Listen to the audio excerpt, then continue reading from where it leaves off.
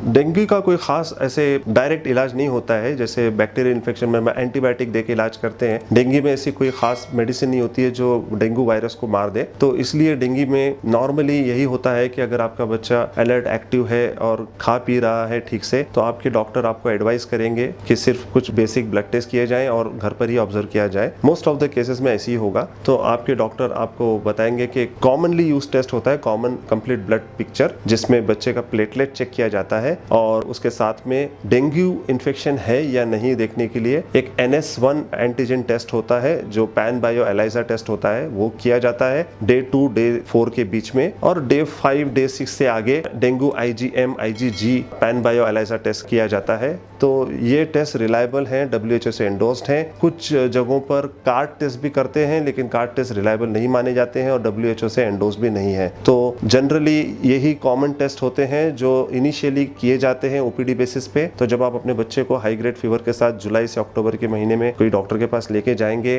आपके पेडियाट्रिशियन के पास, तो वो अगर डेंगू सस्पेक्ट कर रहे हैं तो ये बेसिक टेस्ट इनिशियली किए जाते हैं और फिर इस बेसिस पे और फिर आपका बच्चे को देखकर अगर आपके बच्चे की फीडिंग अच्छी है, बच्चा प्लेफुल एक्टिव है, फीवर के दौरान थोड़ा सा ड्राउजी रहता है, लेकिन जब फीवर चला जाता है तो बच्चा प्लेफुल एक्टिव होता है, तो ऐसे बच्चे को एडमिट यूजुअली करने का एडवाइस नहीं देते हैं, घर भिजा देंगे और आपको बोलेंगे कि या तो एवरी डे या अल्टरनेट डे आकर ब्लड टेस्ट कराया जाए और सिर्फ प्लेटलेट्स कितने हैं देखा जाए। और प्लेटलेट्स अगर धीरे धीरे फॉल हो रहे हैं तो कुछ नहीं करना होता है। यूजुअली डे 6 डे 7 के बाद प्लेटलेट खुद ही बढ़ना शुरू हो जाते हैं। कुछ लोग पपाया के जूस या कीवी फ्रूट वगैरह की एडवाइस देते हैं कि भाई वो खाने से प्लेटलेट बढ़ते हैं, लेकिन ऐसा कोई साइंटिफिक प्रूफ इसका नहीं है। तो बेहतर है कि इस तरह की चीजें अवॉइड ही करें और नॉर्मल खाना खाएं, जो भी नॉर्मल है, ऑयली स्पाइसी कम खाएं, खिलाएं बच्चे को और पानी वगैरह ज्यादा पिलाएं। फीवर को पैरासीटामोल से कंट्रोल करें। खास तौर पे अगर बच्चा लेस देन 1 ईयर की एज में है और मोर देन 10-12 ईयर्स की एज में खास तौर पे ओवरवेट है, ओबीज है, तो उसमें रिस्क ज्यादा है, मॉनिटरिंग ज्यादा लगती है। ऐसे बच्चों को खास तौर पे जब अगर प्लेटलेट तेजी से फॉल हो रहे हैं या बच्चा ड्राउजी है या बहुत ज्यादा हाई फीवर की वजह से डिहाइड्रेट हो गया है, तो ऐसे बच्चों को फिर आपके डॉक्टर हो सकता है बोलेंगे कि एडमिट कर दो, हॉस्पिटल में रखो,